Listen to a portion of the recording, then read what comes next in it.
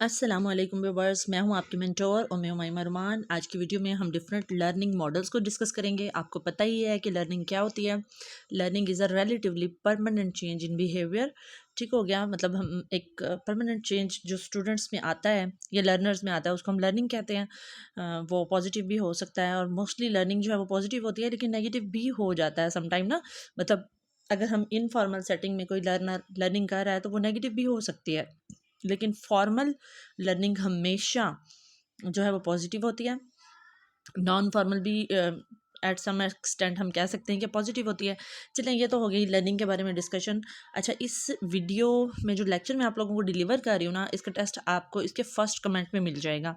Lecture सुनने के बाद आप टेस्ट ज़रूर अटैम्प्ट कीजिएगा ताकि आप लोग खुद को असेस कर सकें कि आप किस लेवल पे खड़े हुए हैं। मतलब आपके कंसेप्ट जो हैं वो कितने क्लियर हैं। अच्छा, लर्निंग का सबसे पहले मैं जो इम्पोर्टेंट मॉडल है ना, थीमेटिक लर्निंग, जिसको थीमेटिक एप्रिसेप्शन लर्निंग भी कहते हैं, वो आपके साथ सबसे पहले डिस्कस करूंगी। जी, सबसे पहले तो आप ये समझें थीमेटिक लर्निंग होती क्या है। थीम से निकला हुआ ये वर्ड है, ठीक हो गया। थीमेटिक थीम से ड्राइव किया गया है।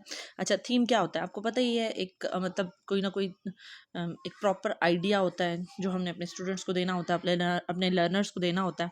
तो थीमेटिक लर्निंग में क्या होता है, हम स्टूडेंट्स को अक्सर सिनोनिमस जो थीम्स होते हैं ना, उसके हवाले से इंस्ट्रक्शंस देते हैं।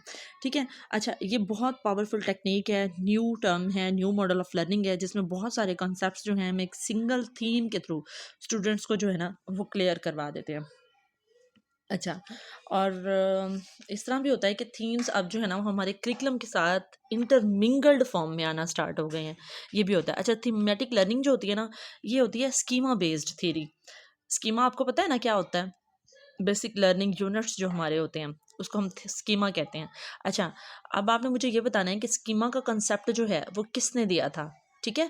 अच्छा, चलिए मैं आपको खुद बता देती हूँ। यॉन पियाजे ने दिया था, लेकिन आप अब मुझे कमेंट सेक्शन में उस थ्योरी का नाम बताएंगे जिस थ्योरी में यॉन पियाजे ने हमें स्कीमा का कंसेप्ट दिया था। थोड़े से हिंट्स मैं आपको प्रोवाइड कर देती हूँ। असिमिलेशन, अकोमोडेशन, ठीक है, और भी बहुत सारी चीज़ें हैं, लेकिन मैं अभी नहीं बताऊंगी क्योंकि वो जब मैं आपको लेक्चर दूंगी तो आप उसमें नो डाउट आप लोगों को कुछ ना कुछ तो खुद भी पता होगा, तो आपने मुझे ज़रूर कमेंट्स में बताना है और फिर लेक्चर में इंशाल्लाह हम डिटेल से पढ़ेंगे। ठीक हो गया। अच्छा, अब स्कीमा जो होता है ना, एक बेसिक जो बिल्डिंग ब्लॉक्स होते हैं हमारे लर्निंग के, उसके अकॉर्डिंग हम थीम्स को सेट करते हैं और उस थीम पे हम कोई ना कोई डे जो है वो रख लेते हैं फॉर एग्जांपल, और फिर उस थीम के डे पे हम उस थीम को सेलिब्रेट करते हैं। अगर मैं इसकी डेली लाइफ की एग्जांपल दूँ ना, तो इसकी बेस्ट एग्जांपल ये है कि हम लोग अक्सर स्कूल्स में एज अ टीचर या as an administrator colour days arrange करते हैं। अक्सर स्कूल्स में ना हर वीक को सैटरडे को ना कलर्स डेज होते हैं। कभी ग्रीन कलर डे, कभी yellow colour day, orange colour day, purple colour day, black colour day, red colour day, इस तरह से। तो ये जो डेज होते हैं ना, ये थीमेटिक लर्निंग की बेस्ट एग्जांपल हो सकते हैं। उसके अलावा डिफरेंट थीम्स हो सकते हैं, जैसे हम कह सकते हैं कि हम एक म्यूज़िकल नाइट रख लेते हैं। ठीक है, मतलब हम तो मुस्लिम हैं, इस तरह नहीं है, लेकिन बहुत सारे कंट्रीज़ में, बहुत सारे एजुकेशनल सिस्टम्स में ऐसा है कि म्यूज़िकल नाइट्स अरेंज की जाती हैं, या मूवी नाइट्स भी हमारे पाकिस्तान में भी मूवी नाइट्स अरेंज की जाती हैं। अब उस मूवी नाइट में होता क्या है, असल में ये होता है कि मूवी नाइट में बच्चों के लिए एक तो रिक्रिएशन हो जाती है और दूसरा स्टूडेंट्स इस चीज़ को एंजॉय भी करते हैं, लेकिन असल में एजुकेशनल पर्पस जो है वो फुलफिल होता है। वो किस तरह से होता है कि मूवी नाइट तो हम लोग अरेंज करते हैं, उसमें पेरेंट्स को भी हम लोग इन्वाइट कर लेते हैं और स्टूडेंट्स भी इन्वाइटेड होते हैं। दिन में वो अपने अपनी प्रॉपर क्लासेस लेके जाते हैं और शाम में जो है वो मूवी नाइट होती है, रात में मूवी नाइट होती है। तो उसमें हम कोई ना कोई एजुकेशनल मूवी जो है ना वो बच्चों को दिखाते हैं। ठीक है, बच्चों की रिक्रिएशन भी हो जाती है और जो लर्निंग के आप ये समझ लें कि थीम है, एक थीम के थ्रू लर्निंग भी हो जाती है। अच्छा, ये तो हो गई हमारे पास थीमेटिक एप्रिसेप्शन लर्निंग। ये आप लोगों ने माइंड में रखना है, एप्रिसिएशन नहीं है, थीमेटिक एप्रिसेप्शन का वर्ड है। ठीक हो गया। अब हम आ जाते हैं दूसरी लर्निंग थीरीज की तरफ।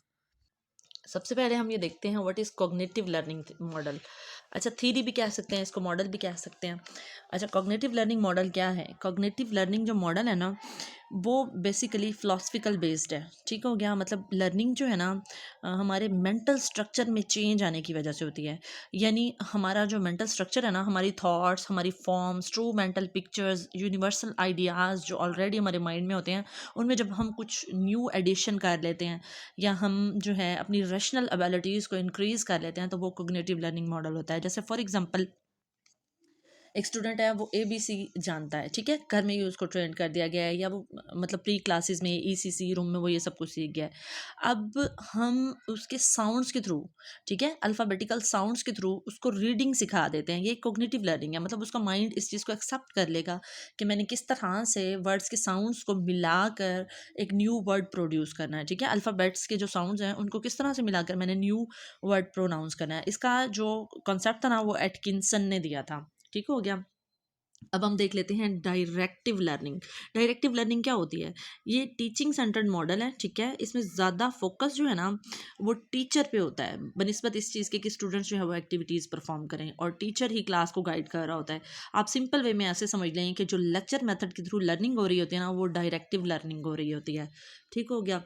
अच्छा, अब कोचिंग लर्निंग की तरफ आ जाते हैं। कोचिंग लर्निंग क्या होती है? इसमें teacher as a facilitator work करता है, टीचर एज अ कोलैबोरेटर भी वर्क करता है, ठीक है। अब इसमें क्या होता है कि टीचर जो है ना इंस्ट्रक्शन जस्ट प्रोवाइड कर देता है, और स्टूडेंट्स जो है ना उस वर्क को खुद परफॉर्म करते हैं। अब एक्टिविटी बेस्ड जितने भी टीचिंग मेथड है ना उसमें कोचिंग वाला जो मॉडल है ना लर्निंग का वो आ सकता है, कोलैबोरेटिव मॉडल भी आ सकता है लर्निंग का, और कोऑपरेटिव मॉडल भी आ सकता है। मैं आगे चल के आपको ये बताती हूँ। अच्छा, कोलैबोरेटिव लर्निंग मॉडल क्या होता है? कोलैबोरेटिव लर्निंग मॉडल ये होता है जिसमें टीचर और स्टूडेंट दोनों मिलके कोलैबोरेट कर रहे होते हैं, दोनों इक्वली पार्टिसिपेट कर रहे होते हैं, ठीक हो गया। मतलब जो टीचर है वो भी उतना ही पार्टिसिपेट करेगा जितना कि स्टूडेंट पार्टिसिपेट कर रहा होगा, दोनों ही लर्निंग में जो है एक्टिवली पार्टिसिपेट करेंगे। ये होता है कोलैबोरेटिव लर्निंग मॉडल। अच्छा, अब हम आ जाते हैं cooperative learning model. Cooperative learning model में ये होता है कि टीचर जो है ना वो जस्ट एक फैसिलिटेटर या पैसिव लिसनर बन जाता है, ठीक है। जो स्टूडेंट्स होते हैं ना आपस में कोऑपरेशन के नतीजे में सीखते हैं। इसकी मैं अगर आपको डेली लाइफ एग्जांपल दूँ ना, जैसे मैं एज अ टीचर स्टूडेंट्स को एक टॉपिक दे देती हूँ कि आपने ग्रीड इज कर्स पे स्टोरी लिखनी है, और वो स्टोरी ऐसी नहीं होनी चाहिए जो आपको डिफरेंट जो मार्केट में अवेलेबल गाइड्स हैं उनमें हो।